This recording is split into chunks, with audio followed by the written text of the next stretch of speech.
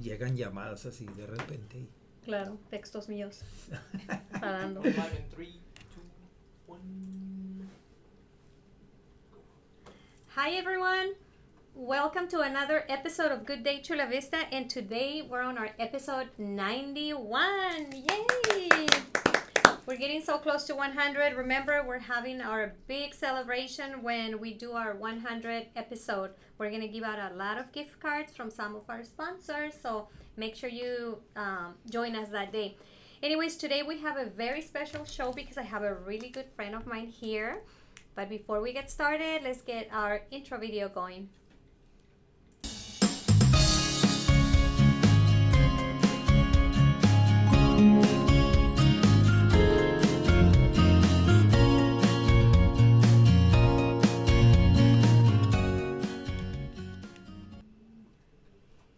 Well, thank you for joining us. And today I have with me my friend Beto, Alberto Zuniga. Hola, Faby. ¿Cómo estás? Muy bien. Hello, everybody. It's a pleasure to be here, and I was dying to be here.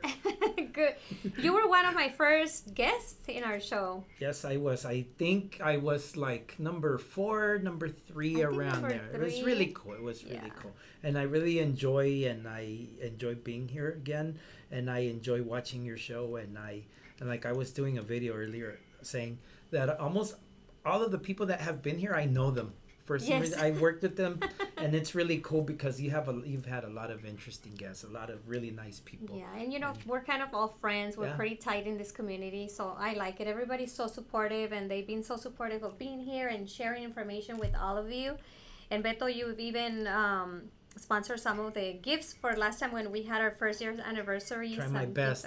Thank you so much for doing that. So. But I call him Beto because he's like a close friend. But Alberto Zuniga is his legal name. Albert, tell us about you. About me? Yes. Very good question. About you, not your company. About you. You got me off guard. Okay. Well, I'm you can say second generation termite inspector. My dad was a termite inspector, and then he opened his own termite company about 1999, I think. That's around the time when I met you. That's when I was working with my dad. And then he retired. So then I kind of learned this, and I learned to enjoy it. I learned to love this profession. And my brothers are in it too. Mm-hmm. My 2 brothers are fumigators, and I'm a termite inspector. So we're all related within the industry. It's 4 of us. So my sister is not related, and she has nothing to do with termites. She's the only one that's not She's doing just that. a bug, but she doesn't do anything with termites. She just bugs us. But it's I'm a termite inspector, and then my brother, the one that's after me, has his own fumigation company, and then my youngest brother, he runs a fumigation truck also. So we're all pretty much related in the termite. So that's what we do. And then you're married, and you have how many kids? I've been married for 22 years, and I have 2 kids. Jessica, she's 20. She's going to be 21. And Alberto Jr., he's going to be 17. What? He's 17 already? He's 17 already. Oh, my God. It's amazing. He's about as tall as me now. He's really tall. He's always been very tall, though, since he was like 10, right? Yeah, he started growing like all of a sudden. And now it's weird because when he has autism, so he's like kind of... Don't touch me. Yeah, like don't touch me. So whenever I hug him, it only lasts like half a second, but it's weird because he's like my height now. And then I'm like, wow, she's right here. Tall. But it's you know what? Really Beto, his son has autism, and Albert has been really nice to share a lot of the things he's gone through and all of the things he's learned. So if you are someone that just got one of your kids just got diagnosed with autism, I know it's so common nowadays, and a lot of people are barely finding out that their kids have autism. Albert is such a good person to talk to because he's been through it, and always with such a positive attitude. It's very hard because first is fear of the unknown. That's the biggest thing. What do I do?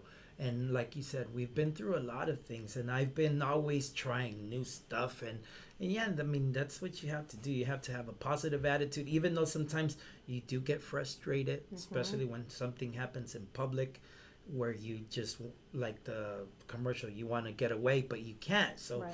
now what do I do? So, you always have to be positive and then think and then get things done. But And I think be open about it, because Yeah, be once you're open about open it. about it, everybody wants to help. exactly. And some people get intimidated, so they don't want to say it. They kind of hide it, and I think that's where it gets worse for you, because nobody can help you because they don't even know that you need help, right? One of the reasons why I'm always telling this is because the more exposure you give to these kids, the easier everything gets for them, because that way you kind of, even though they're all different, but they all have something in common. They all kind of look alike. They all have something that you can tell that they have a situation. So then by you being aware, you're kind of expecting how to react with them. Right. So you just make it a lot easier for all these kids.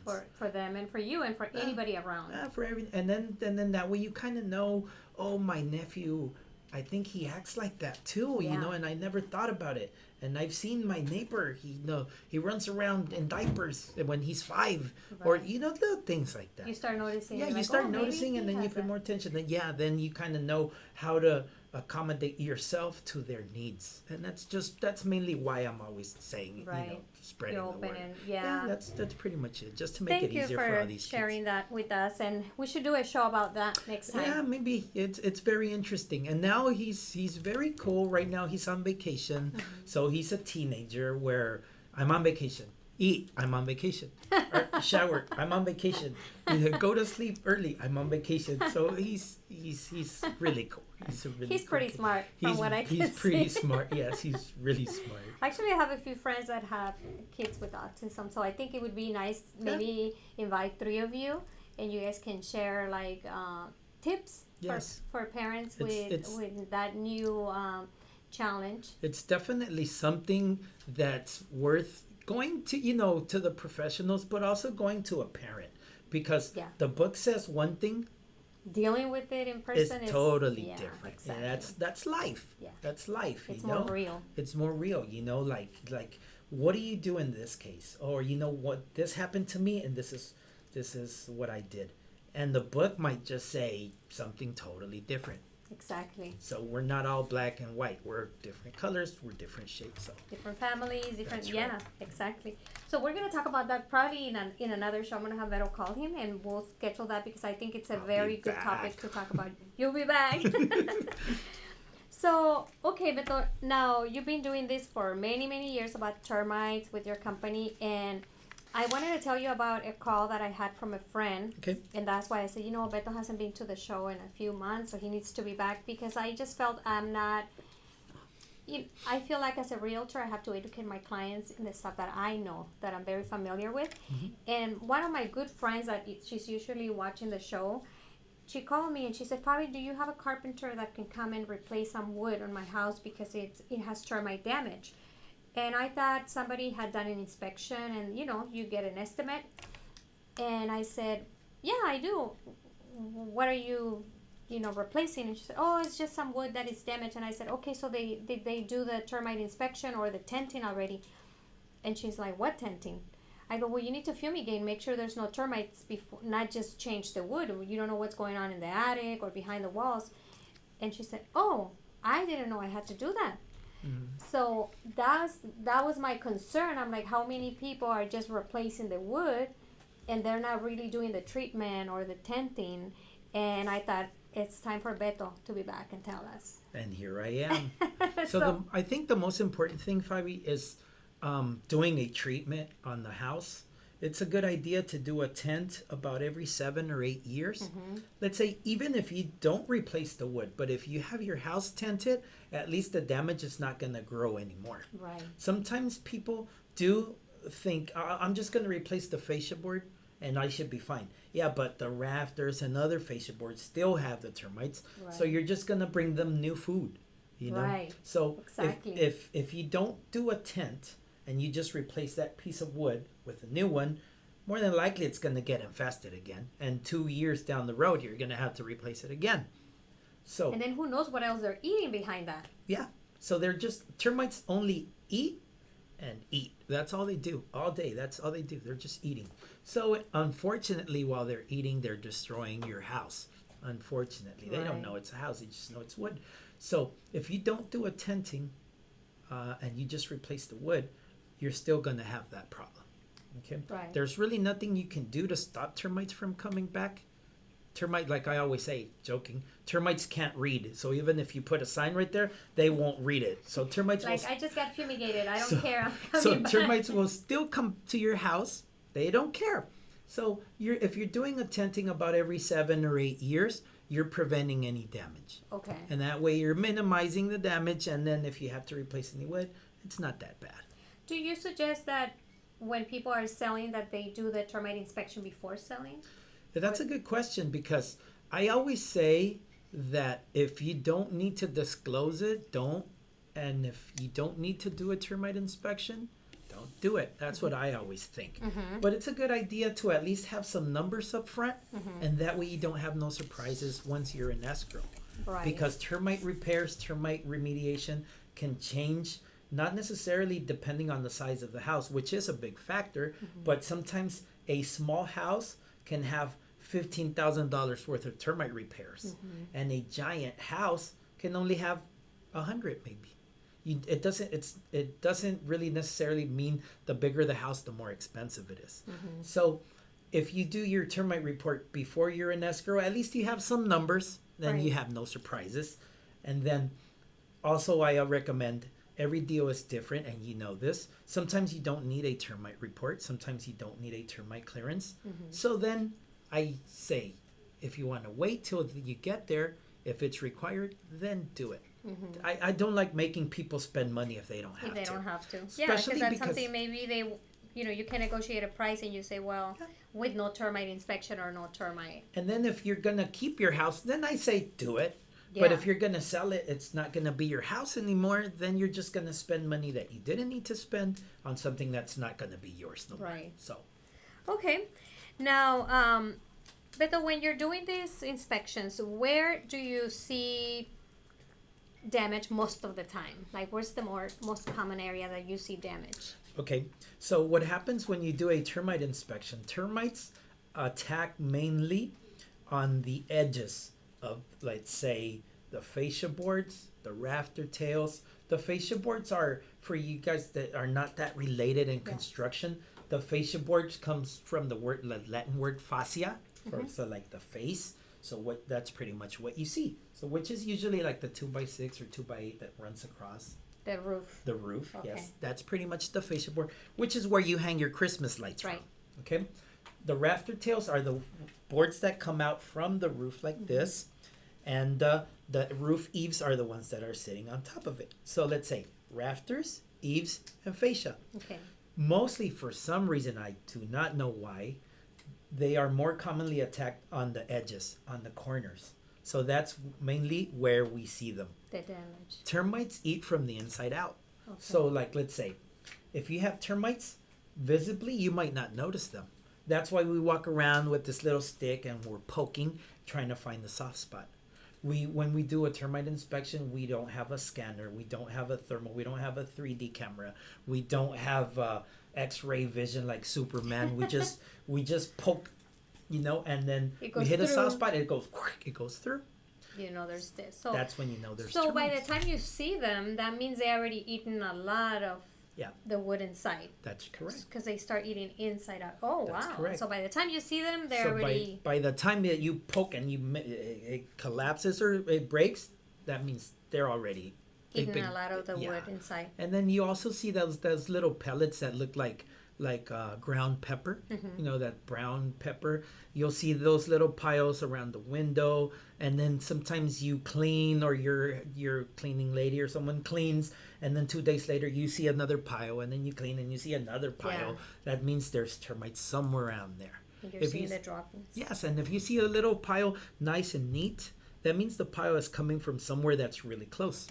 If you see the pile like spread, like shattered, that means they're coming from above. They're kind of like raindrops. So like if there's a little nice and neat pile, let's say, they might be coming from somewhere like real close. Close by. If they're spread kind of They're like water coming from drops, they're far. coming from far away, from above, and they fall and they just go, they splash. You gotta pay attention to all those things and see how. But before we keep going, let's see who's here. Okay. Let's see. We have Elaine from here from the office. Hi, Elaine. How are you? Elaine, We have hi. Leti Hueso. Hola, Leti. Hi. Hola, Ana Hueso. That's her sister. And I did her house like 4 years ago. Oh, I think, you did? in Imperial Beach. Yes, that's So where she lives. I know them. Erika Gutierrez. Hola, Erika. Thank you for joining us. ¿Dónde anda? She's home today because the kids are on hi, Erika. vacation, I think. Salvador Fregoso. Hola, Salvador. Merab Castañeda. She's one of lenders and she's also a realtor. And then we have Marta Garcia from California Preferred Escrow. You know her, right? Martita, yes, I do. Ana Martinez. I think you also did her house. I'm not sure. Ana Martinez is one of my best friends. Pete is there. Osiris Gonzalez, that's Victor's wife, my sister-in-law. Hola. Hola. Tony Reyes, one of the other realtors. Karen Vargas, she's Karen. watching us. And Maria Luisa. María Luisa. Hola, comadre. Okay, then, hola, Muy- chicos, muy saludos. activa. Sí, súper, mi comadre anda con todo, ¿eh? Si pasa un buen préstamo, ahí está. Way to go. So, okay, now, what things do you check for? Because it's not only termites that you're checking for, right? There's other things that can damage your wood in your house. So what you mainly, the termite report is not actually called a termite report. It's called a wood destroying and pest organism report. That's what it's called. Wood destroying and pest. Wood destroying pest and organism report. Okay, so Kind of there's like a tongue twister, huh? So it's pretty much anything that destroys wood, be a Okay. pest or an organism. okay. So be a termite, be a beetle, or a fungus, or like dry rot or water damage. So that's part of the termite report. We Okay. just call it termite report because it's like Easier for it's us. easier for us. The termite report, but you're actually checking for many other things. That's correct. So let's say when you're walking around the perimeter of the house, one of the things that you're looking for is that there is no contact between the dirt and the wood members of the house. Or let's say the wall. You know how you have the foundation wall right here and then the wall is right here? You don't want to have dirt contacting both because that's an entry point mainly like for subterranean termites. So you always want to keep that clear. And then also another thing that you want to make sure is water damage. Like let's say if you see something like a sprinkler that's instead of pointing towards the yard, pointing towards the house where you see excessive moisture on the wall, that can cause a problem. So you want to mention that. And then you also mention like let's say if you have evidence of fungus, you mention that on the report, and of course termites. So it's Many different things. Yes, it's many different things. One thing you do not call in the termite report is mold. You don't call for mold. And another thing you don't call is like, let's say, if a piece of wood is cracked, if it's split, that has nothing to do with termites. You don't mention You that. don't mention it, right? If- You're only checking for pests. That's correct. Like And wood. if you have like a piece of siding where the sun already beat Faded, it and it's just cracking, you don't mention that either. That's Okay. just, let's say, nature. You don't mention that either. Unless it's dry rot. Unless it's dry rot. Unless it's something that's alive and that's active and that's munching on that. That's when you call for it. Okay, so now you know when you see all those things, it's not always termites. It could be many other things Yeah. that is causing that damage to the wood of the house. And especially here in California, all the houses are made of wood. We have to really pay attention. Yes. I like for my buyers when we are not getting, I always try to negotiate the termite clearance from the seller, make sure if there's any termites that are going to be taken care of. But sometimes when you're competing with so many offers and everybody's saying, I'll take it with termites, you know, we have to do the same if we really want the house. One of the things that I like to do is really persuade that buyer to do that treatment before they move in. Because in my 15 years selling houses, I've never seen somebody moving out to do the termite after they close escrow. That's right. They never want to do it. They only do it when they buy or when they're selling. So I think it's important that if you're buying a house and you're not getting that done before you close escrow, do it before you move in. Because trust me, it's such a hassle. It is. It's such a hassle. Even so, now talking about the hassle of getting the termite done, I always thought that you had to wash all the clothes and all the dishes, and then you explained to me that we don't have to do that. That's- Why is that? The thing is that the gas that's used is inorganic, so it doesn't stick to anything. So it's a gas, not It's a a liquid. gas. It's a gas. Okay. So mainly, this is the best way to explain it. If it were organic, organic means it would stick to anything that at one point was alive. Okay. So if you have something that's cotton, of course, wood, anything that was alive, it will stick to it. Being inorganic, it does not stick to anything. So there's no surface where that gas will stick to. So like, let's say if we were to fumigate this house where we're at right now, and after you come in, this table has no residue, it has no film. You can put your hand, you can put your candy right here and put it in your mouth. It's totally safe. There's no poison there no at all. poison whatsoever. Isn't that amazing? I always thought, okay, so then you put the tent and then you have some fans inside that Correct. circulate that gas. Is that how that works? That's correct. The fumigation crew at the time of the fumigation goes inside the structure. They place these fans in the biggest room. I'm just going to use like the easiest way to explain it, okay? Fumigators know the terms and know the sizes. Yeah, say it in our language, and please. So it pretty much just, the fan goes in the biggest room, okay? And then there's going to be a fan pointing in the attic upwards. So the attic opening is open, and then there's a shot point right there, a hose that's connected to the cylinder that has the poison on the truck. So when they determine how many pounds are going to be shot inside the structure, they open the hose, and then the gas is coming out from the other end inside the house, and the fans are just blowing the air all over the place, making sure it spreads and making sure it does the kill. So that it goes behind the walls to that gas. That's correct. So let's say there's a fan pointing upwards in the attic, so the gas goes straight to the attic, up in the roof, and it just spreads, and it goes in through the hollow walls, and that's pretty much how it does the kill. Pretty simple, right? Yep. It's Pretty simple, but really it's a lot of work. Pretty soon I'm gonna have a video of the inside of a house that's being fumigated. I'm getting this little cart together, like this Rover with the 360 camera that I'm gonna be driving around Like the the house. ones you sent to Mars. Kind of like that. So That's I'm gonna a good share idea, because, so we can see what's going on. yeah, so we inside. can see what's going on. I'm just gonna have to pick the house because it has to be a vacant one because of privacy. Right, of course. So it's gonna, and I'm just gonna be there for a while, and then of course I can't get my car until the third day. So Yeah, you want to make sure. so I gotta make sure I do it right. Now, it does kill plants. Yes, it does. Why would it kill? Well, the thing is, mainly it is a pesticide. Okay, so when you have plants, the biggest damage that happens to plants is not really the gas, but it's the heat that. Yeah, it burns them. That's yes, true. it burns them. So, like, let's say if your house is right here and you have plants, and then you cover them with the tarp, it gets at least, I would say, 10 degrees, 15 degrees hotter in here than out here. Okay. So it just dehydrates your plants. Okay, so it doesn't really kill it. It It's doesn't- just like no. dry on the outside. That's It correct. can survive. And they will regrow. So that's why if there's plants that have to be covered, I always recommend, you know what, unfortunately we cannot save these, just water them. Water before, like 2 or 3 days, a lot of so water. they can put up with And yeah, poor then pretty much things. once the tarp is removed, water again, and then they'll save them. They'll say, oh, okay. That's, Or you'll minimize the damage. yeah. But Because if you have a bougainvillea or something that's very big, you don't want to kill it. it won't look nice all brown. Right. Yeah. It's like kind of when it's too cold, they freeze. Yeah. So They will regrow, but it does. it takes a while. It takes a while. Let me check some because I had a lot of questions for you. Let me see. Now, when you're doing the repairs, because I know that part of the report that we get, it says that it needs to be tented, and then there's some repairs also. Now, how do you know what needs to be replaced and what can be patched? And what is patching?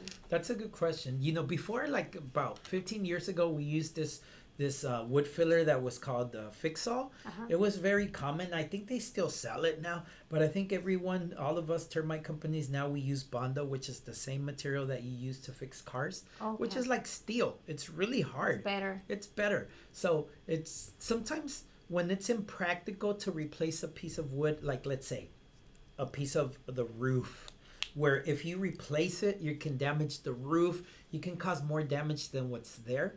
That's when we fill it in. Okay. When you practice tells you also, when you just see, you know what, there's no way I can fill this up. I'll replace it. Right. But but mostly the practicality of the thing is, if you can cause more damage by fixing it than what's already there, just fill it in. Okay. Sometimes, without moving it. Yeah, sometimes people do feel cheated sometimes because we use Bondo, but it's not necessarily that. It's just, it's hard to explain that, we're trying to minimize a big damage. That's why we use this. And it's steel. It's like so hard. It's so hard. Just like as hard as wood or even harder. Even harder. It's going to stay there forever. It won't break. It won't fall. It won't chip. It's going to be there. And then sometimes it's I paid so much for this. Yeah, it's not because we really wanted to do it. That's the best way to go. Okay.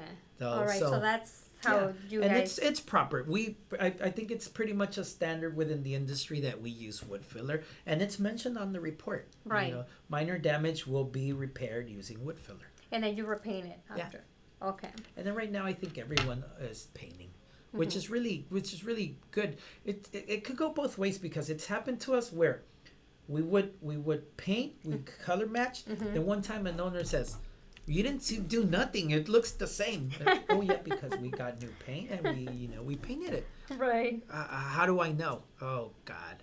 And so I went back one time and I took my little steel brush and I brushed it again and I painted it again and I took like video of me doing it and I said, "See, I did it again."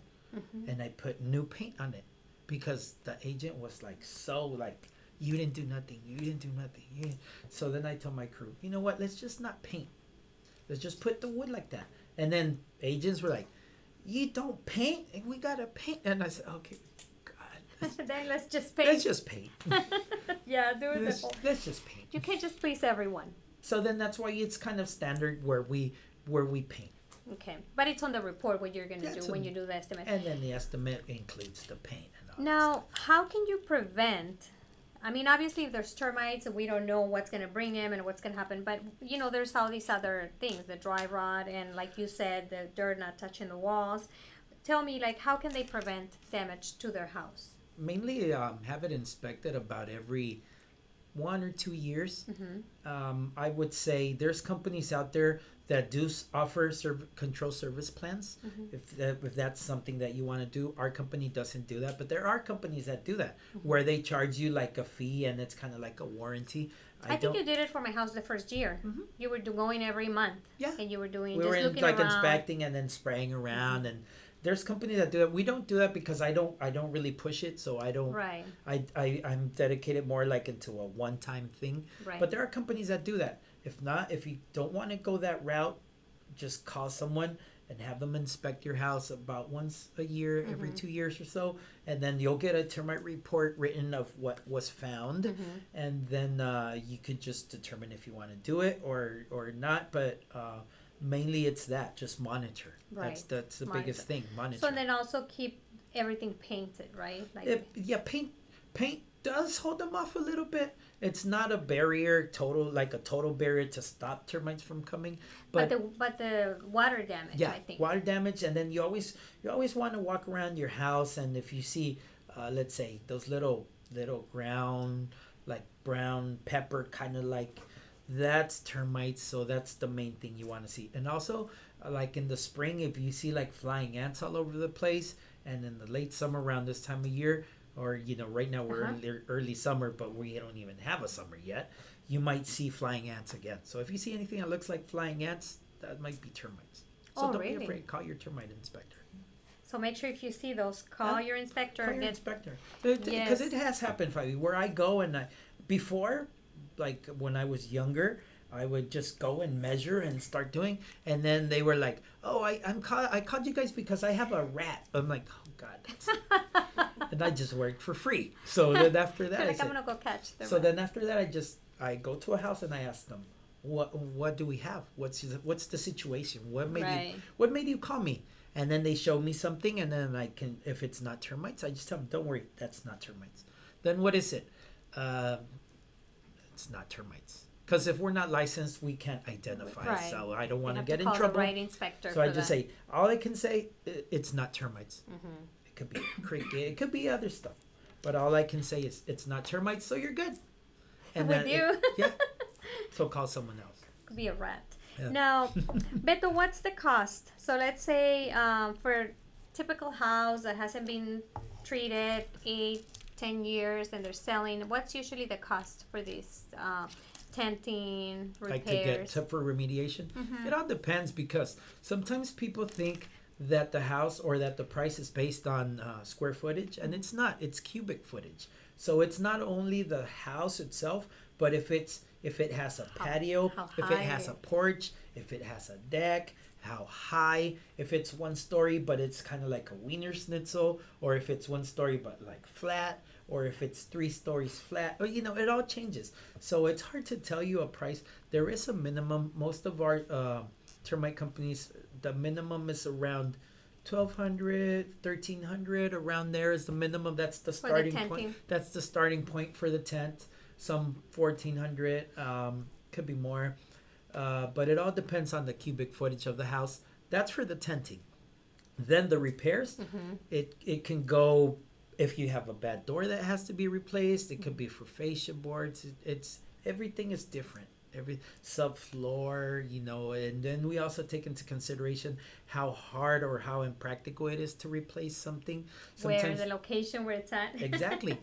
If it's a fascia board that's right here, it won't cost you the same as a fascia board that's on the second floor, because we need scaffolding, we need other stuff. Sometimes we need to replace a piece of garage lumber from inside, where we have to lift the roof a little bit, take the bad wood out, put new one in, sit it back out. That's hard. Yeah. So we need to take that into consideration. So it's a big risk. And please, guys, tent your houses so you don't get to that point where you're like replacing all this wood, and it might seem like, oh, I'm paying $1,500 to tent the house, but repairs for wood are expensive. Usually when I do for my clients, minimum is $800, and it's only like a little section. So you definitely will save yourself a lot of money if you're doing the tenting.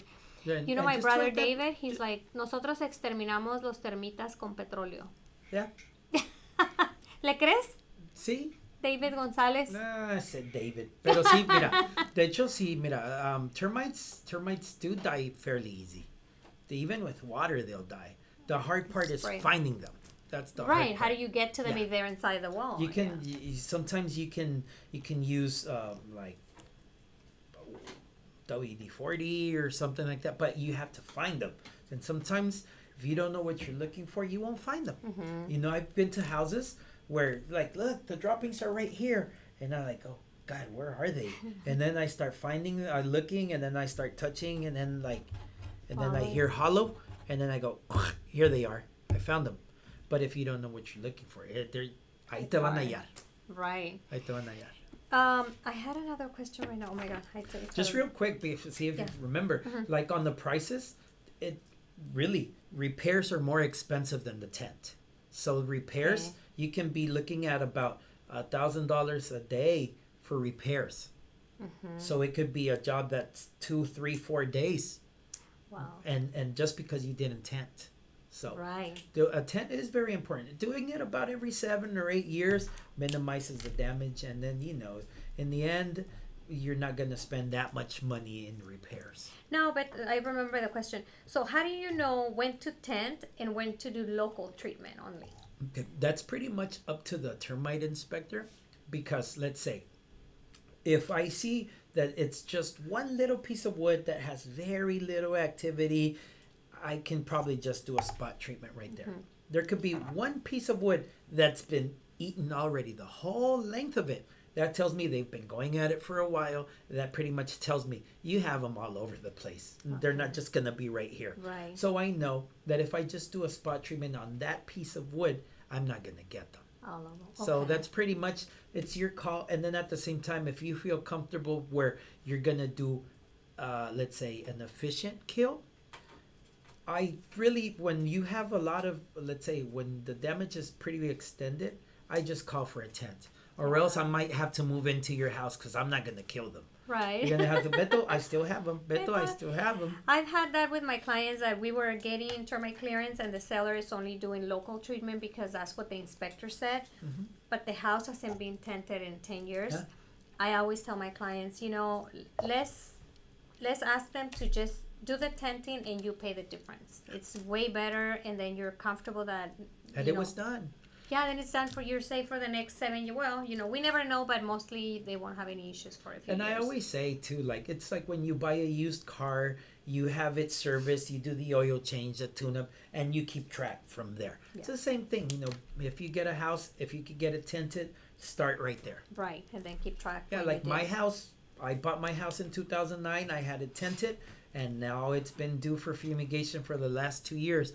They were eating my door, and it's just, it's funny. I did a spot treatment. Don't they know you're a termite inspector? I did a spot treatment on my door, and they have no respect. They still ate it, and I'm like, I guess they're just getting even at me because I killed their parents or something like that. So have you tented the house? No, not yet, but my house is scheduled for fumigation. Casa de herrero, asadón de palo. Mm-hmm.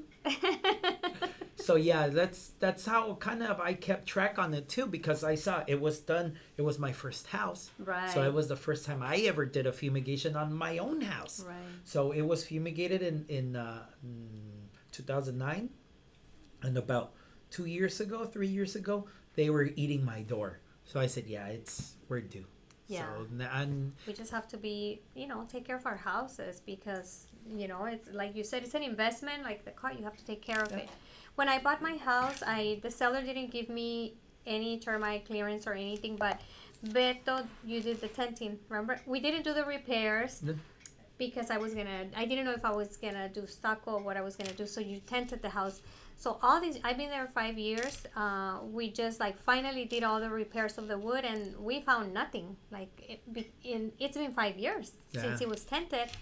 Now it's totally, we repaired all the wood and finally the poor house, and then we painted it, so now it looks really nice. But I know that if different house now, huh? It does. But if I hadn't done the tenting back then, imagine now it would have been full of termites. Oh yeah, they would have just kept going and going. Oh and going yeah, and going and going. Definitely. So if you cannot afford the repairs, at least do the tenting so they don't.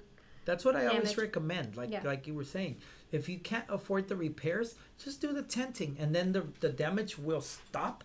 Mm-hmm. And then just you do the repairs as you go, and just little by little. Let's see, Donna's here. Hola, Donna de Cabo San Lucas. Wow, great information. Erika would love to see the video that you're gonna make inside there. Yeah, I want to see that video too. I was gonna bring the little truck with me, and I have it in my car, but it's not ready to. No. Next time when you're here. Yeah. Sergio Palomino is watching. Sergio. Checa la escalera de atrás, Fabi, por si las dudas. Sí. No tiene termitas, ya la revisó.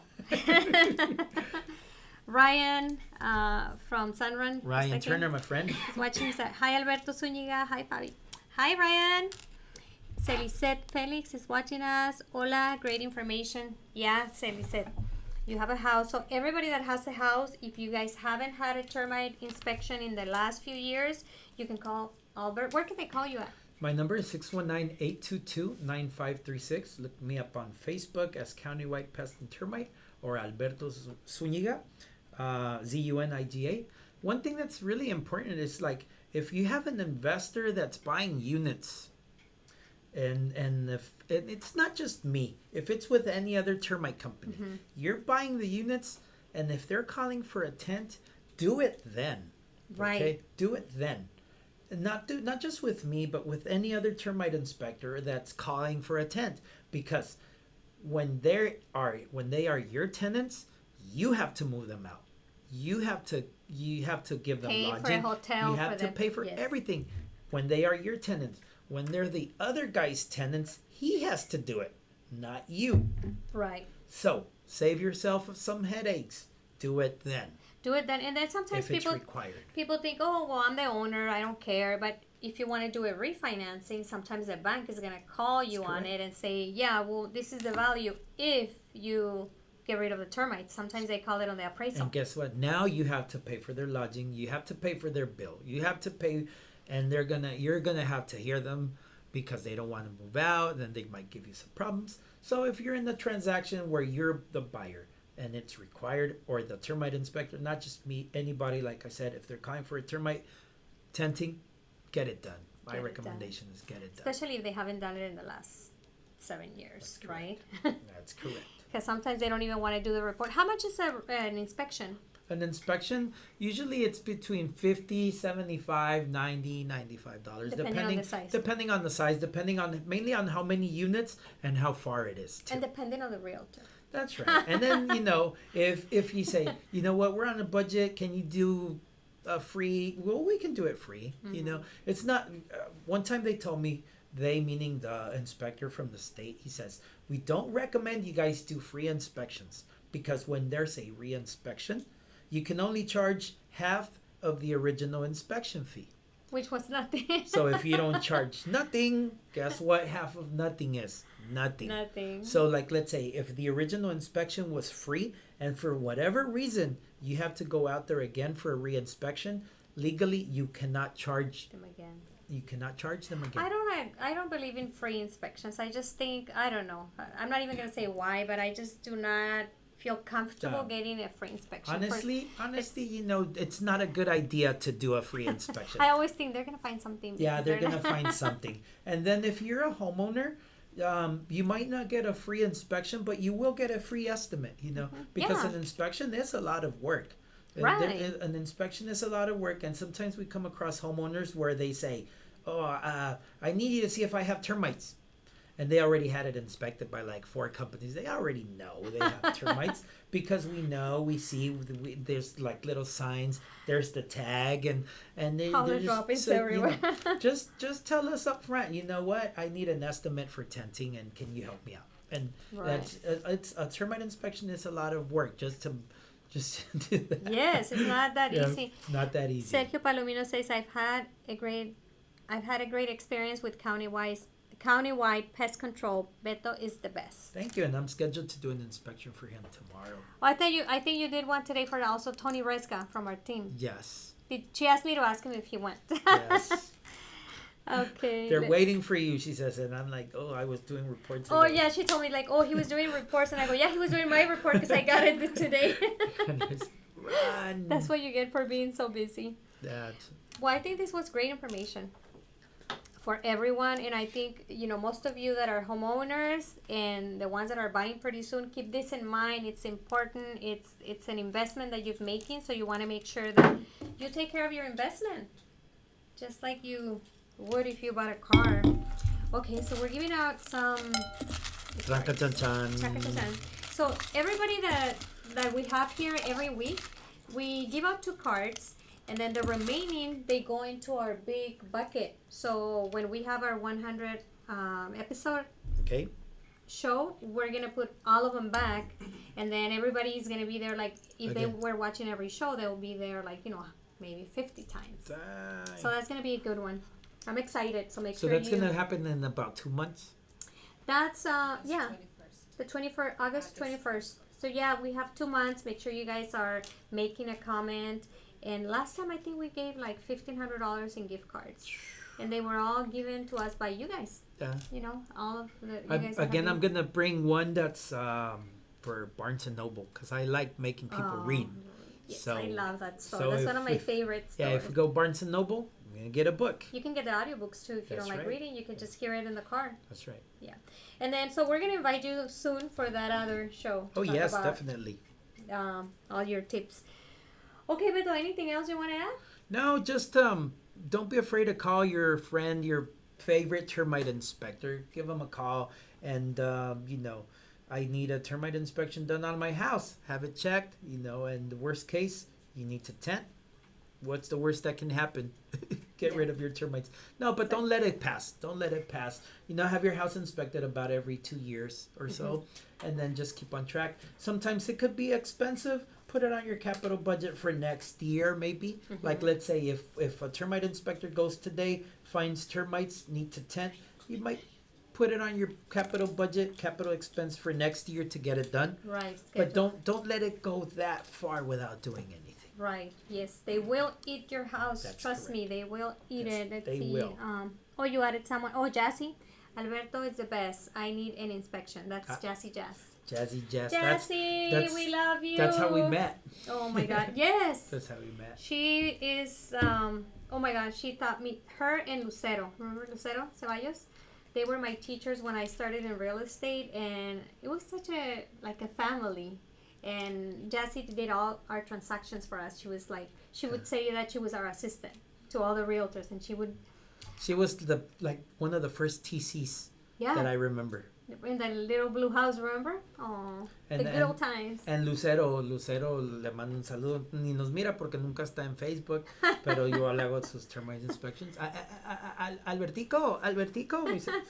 My brother bought a house from her last year. Oh, I did the yeah. termite inspection, and my brother bought the house. She's always super nice and she's really nice. always willing to help Mm-hmm. everyone, and she's always like hyper. Oh yeah. Pariendo chayotes. She always says that, right? Ay, pariendo chayotes. I don't know what that means, but she always says that.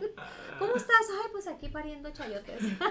It's fun. Yeah, she's really cool. I miss you, Lucero. Hopefully somebody will tell her that we're talking about her. Okay, Beto, then anything else going on with you that you want to share with them besides your termite company? No, that soon I'm gonna be doing a lot of videos too, because I have my little sports channel going on, Deportj. I cover sports events. Is it a Facebook page? It's a Facebook Oh, what is page. it called? Deportj. So I'm focused. Deportj. I'm focused like on amateur sports. I don't really do pros, so I interview boxers, fighters, basketball players, nice. soccer players. Voy al parque de Lala y entrevisto gente que está jugando You must be ahí. meeting a lot of people. Niños. Yeah, It's amazing when we go and we see like 10-year-olds see the camera and they want to talk. Like, so we interview them. And it's really cool. It's just the satisfaction that it gives you.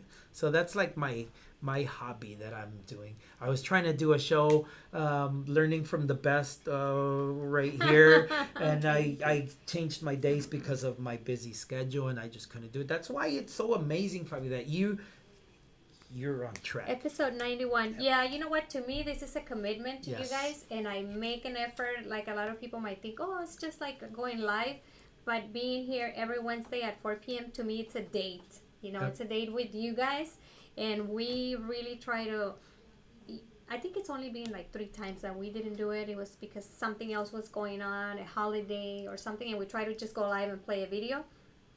And I think one time I wasn't here, and Karen did it for me. Okay. Karen. I think I saw it. Remember? So we've tried to have it every Wednesday because I think this is my way to connect with you guys and chat for a little bit, because we're so busy, we don't get to see all of our friends. And then right, we're like hyperactive, and this kind of calms us down. So I'm hyper. I can't stay still. And then when I do my show, my mom is like, "Ay, hijo, ¿a qué horas descansas?" So it's just like el show. That's when I rest. I know, it gets us in a good mood after. Just connecting with all of you guys, and you guys always making comments. Ana Martinez, hey Ana. Saludos. Jamie Guerrero's here, going to definitely spread the word. Yeah, definitely, Jamie. If you see something at the house, make sure if you are renting, you can let the landlord know. Yeah, let the landlord know. Don't make your decision. Oh. Let the landlord know, and then have them call us, and we work. We are flexible. We adapt to budgets. If you can only do the tenting, we'll only do the tenting. If you want to do everything, we'll do everything. If you only want to replace one door, we'll replace one door. We'll pretty much do whatever. Do the treatment for sure. Okay, Beto. Well, I have some new listings. I have one in Paradise Hills that I am with Ricardo Maravilla, is one of the realtors here at Coldwell Banker West. So if you are looking for a 3-bedroom house here in Paradise Hills, there's the house available there. It's $550. It's a big house, big yard, really nice, high ceilings. And then we have another totally remodeled home in Logan, 92113. It's in a cul-de-sac street, 5 bedrooms, 2 baths, totally remodeled, $479 to $499. So 5 bedrooms for $479. What street is that? On Payne. Okay. Payne. Payne. I used to live in Logan, that's why. Oh yeah, it's such a hip town now. Yeah, it's really nice. So hopefully we'll have it open this weekend. I'll post it on my Facebook if it is, but let me know. Also, I am going to be listing my house in Bonita. It's actually not me that's going to list it. It's Sal. Sal Aguilera is going to be my realtor. Great guy. Yes, I love Sal. So he's going to be listing the house hopefully this coming week. We're taking the pictures on Friday. So we'll share it with you guys. And I was thinking of doing an open house for my friends, just so we can hang out at the house before selling it. So I don't know. I'm going to talk to the realtor and see what he thinks. See if it's a good idea. I know, see what my realtor thinks, and then I'll let you guys know. But thank you for joining us. No, thank you for having me. I'm very excited to be here. Like I said, I'm gonna take my best attire. It's always amazing to be here, and it's always amazing to be talking to you and all this energy and seeing everything getting done by such an effective team that you have. Oh, you know, thank you. it's thank really you. cool. We do it with love. See you guys soon, and I hope to be back soon. Yes, you will. Talk to you guys next Wednesday at 4 p.m. Guys, take care.